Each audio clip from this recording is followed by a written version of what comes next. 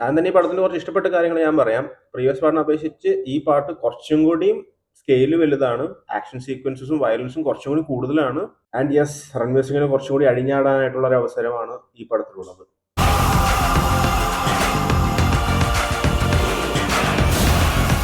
ദുരന്തർ 1 എന്ന് പറയുന്നത് ഒരു മാസീവ് ബ്ലോക്ക് ബസ്റ്റർ ആയിരുന്നു. അതുകൊണ്ട് ദുരന്തർ 2ന്റെ എക്സ്പെക്ടേഷൻസ് വളരെ ഹൈ ആയിരുന്നു.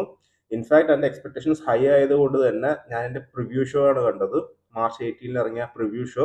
സീരീസ് എനിക്ക് സെൻസറിങ് കുറയണം എന്നായിരുന്നു എൻ്റെ ആഗ്രഹം. പക്ഷേ പ്രിവ്യൂ ഷോയിൽ പ്രത്യേകിച്ച് പുതുമയൊന്നും ഉണ്ടായിരുന്നില്ല. പകുതി കാര്യങ്ങളും സെൻസേർഡ് ആയിരുന്നു, പകുതി ഡയലോഗ്സും സീൻസും ഒക്കെ സെൻസേർഡ് തന്നെയായിരുന്നു. അതൊരു പ്രിവ്യൂ ഷോ ഇനി ഇറങ്ങാൻ പോകുന്ന ആക്ച്വൽ ഷോ ആയിട്ട് വലിയ വ്യത്യാസം ഉണ്ടാകുമെന്ന് എനിക്ക് തോന്നുന്നില്ല. ആൻഡ് ഓഫ് കോഴ്സ് 5 മണിക്ക് ഇറങ്ങിയ ഷോയിൽ സബ് ടൈറ്റിൽ ഇഷ്യൂസ് ഉണ്ടായിരുന്നു. ബട്ട് ഞാൻ കണ്ട ഷോയിൽ അത്യാവശ്യം ഡയലോഗ്സിനൊക്കെ സബ് ടൈറ്റിൽസ് ഉണ്ടായിരുന്നു, സോങ്സിനൊന്നും സബ് ടൈറ്റിൽസ് ഉണ്ടായിരുന്നില്ല. But to be honest, Dhurandhar 1നെ സ്പെഷ്യലാക്കിയ കുറേ കാര്യങ്ങൾ ദുരന്തർ 2ല് മിസ്സിംഗ് ആയിട്ടാണ് എനിക്ക് തോന്നിയത്. മെയിൻ ആയിട്ട് എടുത്ത് പറയേണ്ടത് അക്ഷയ് ഖന്നയുടെ ആ ഒരു ഓറ ഫാക്ടർ ആയിരുന്നു. ഈ ഫിലിം തുടങ്ങുന്ന സമയത്ത് തന്നെ ഒരു ഫസ്റ്റ് ഹാഫ് ആൻ അവറിലുള്ള ഇനിഷ്യൽ സ്റ്റാർട്ടിംഗ് സീക്വൻസ് ഒക്കെ ഭയങ്കര ടൈറ്റ് ആയിരുന്നു. കാണുമ്പോൾ തന്നെ നല്ല രീതിയിലാണ് പടത്തിന്റെ എക്സ്പെക്ടേഷൻ കൂട്ടിയത്.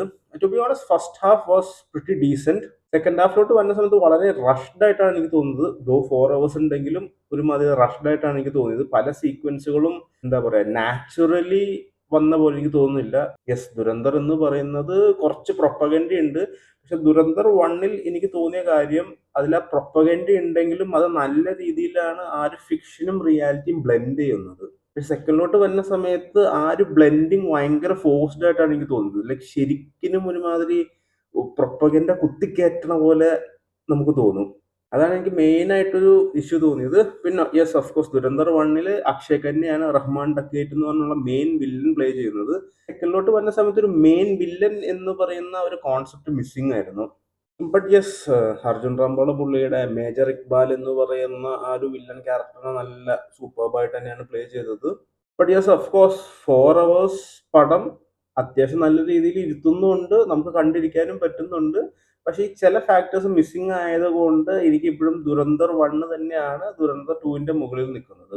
ഓഫ് കോഴ്സ് എടുത്തു പറയേണ്ടത് രൺവീർ സിംഗിന്റെ ആക്ടിംഗ് ആണ്. രൺവീർ സിംഗ് ഭയങ്കര ഭയങ്കര കുറെ സീൻസ് ഭയങ്കര കൺവിൻസിങ് ആയിരുന്നു നമുക്ക്. അത്രയും ടോപ്പ് നോച്ച് ആയിട്ടാണ് പുള്ളി ആക്ട് ചെയ്തത്. പുള്ളി സ്റ്റേജ് ഷോയിൽ കാണിക്കുന്ന കോപ്രായങ്ങളും പുള്ളിയുടെ ആക്ടിങ് സിനാരിയോസും രണ്ട് രീതിയിലാണ്. പുള്ളിയുടെ ആക്ടിങ്ങിൽ പക്കയായിരുന്നു. ആ ഒരു ലുക്കും, ആ ഒരു മുടി വളർത്തിയ ലുക്കും താടിയും പരിപാടിയൊക്കെ ഭയങ്കര ടോപ്പായിരുന്നു. ബട്ട് യെസ്, ഇതിൻ്റെ അകത്തും സെയിം ഒരു മറ്റേ ദുരന്തർ 1ലെ അക്ഷയ് ഖന്ന ഡാൻസ് കളിക്കുന്ന പോലത്തെ ഒരു സീക്വൻസ് ഉണ്ട്.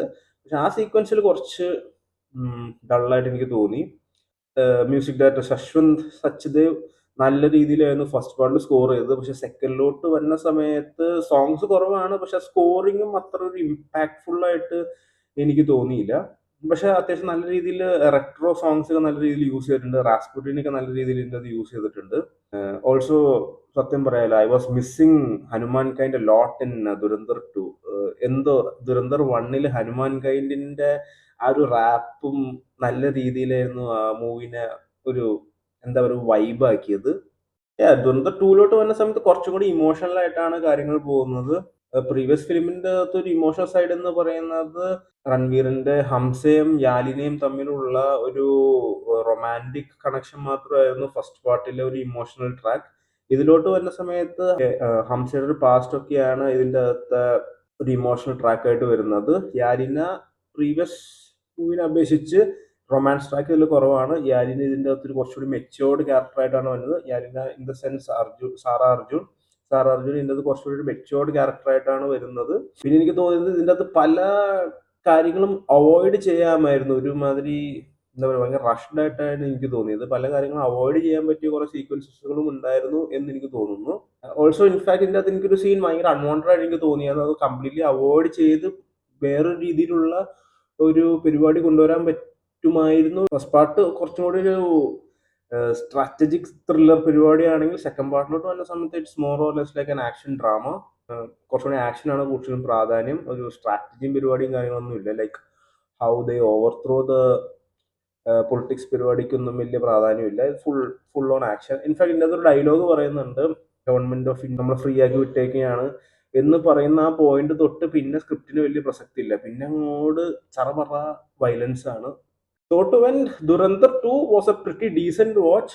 ഫസ്റ്റിനെ അപേക്ഷിച്ച് നോക്കുമ്പോൾ ദുരന്തർ 2 കുറച്ച് വീക്കായിട്ടാണ് എനിക്ക് തോന്നിയത്. ബട്ട് ഇറ്റ്സ് എ വെരി എന്താ പറയുക satisfying end to the Dhurandhar series. പുള്ളി ഇതിനെ ഡ്രാഗ് ചെയ്തും മിൽക്ക് ചെയ്തിട്ടും ഒരു ദുരന്തർ 3 ഉണ്ടാക്കാൻ ശ്രമിച്ചില്ല. അത് തന്നെ ഒരു വലിയ കാര്യം. 4 hours ആണ് മൂവിയുടെ ലെങ്ത് എങ്കിലും, ലൈക്ക് ഓൾമോസ്റ്റ് 4 hours ആണ് മൂവിയുടെ ലെങ്ത് എങ്കിലും പ്രീവിയസ് മൂവിനെ പോലെ തന്നെ ഇറ്റ് വാസ് എൻഗേജിങ്. കാരണം ഭയങ്കര ഫാസ്റ്റ് പേസ്ഡ് ആയിട്ടാണ് കാര്യങ്ങളൊക്കെ നടക്കുന്നത്. ആക്ഷൻ കൊറിയോഗ്രഫിയും കാര്യങ്ങളൊക്കെ സ്ക്രീൻ പ്ലേ ഒക്കെ നല്ല ഫാസ്റ്റ് പേസ്ഡ് ആയിട്ടാണ് നടക്കുന്നത്. പിന്നെ നിങ്ങൾ മിസ് ചെയ്യരുത്, ഓൾമോസ്റ്റ് കുറെ എൻഡ് ക്രെഡിറ്റ് സീൻസ് ഉണ്ട് ഈ മൂവിയുടെ അകത്ത്. ഫിലിം തീർന്നു എന്നും പറഞ്ഞ് അപ്പം തന്നെ എഴുന്നേക്കാൻ നിൽക്കരുത്. കുറെ എൻഡ് ക്രെഡിറ്റ് സീൻസ് തന്നെ, I think around 3 end credit scenes തന്നെ ഈ മൂവിക്കകത്തുണ്ട്. ഓൾമോസ്റ്റ് എൻഡിലോട്ട് പോണ സമയത്തും ഐ മീൻ ഓൾ ക്രെഡിറ്റ്സ് എല്ലാം റോൾ ചെയ്തതിന് ശേഷം ഒരു സീനുണ്ട്. നിങ്ങൾ അതൊന്നും മിസ് ചെയ്യാൻ നിൽക്കരുത്. മിസ് ചെയ്താലും വലിയ കുഴപ്പമുണ്ടെന്ന് എനിക്ക് തോന്നുന്നില്ല. I don't think it's very relevant. കാരണം എന്തായാലും ഒരു പാർട്ട് 3 വരാൻ പോകുന്നില്ല. So I'm not sure if it's very relevant also. So that's Dhurandhar 2 the revenge. Take care.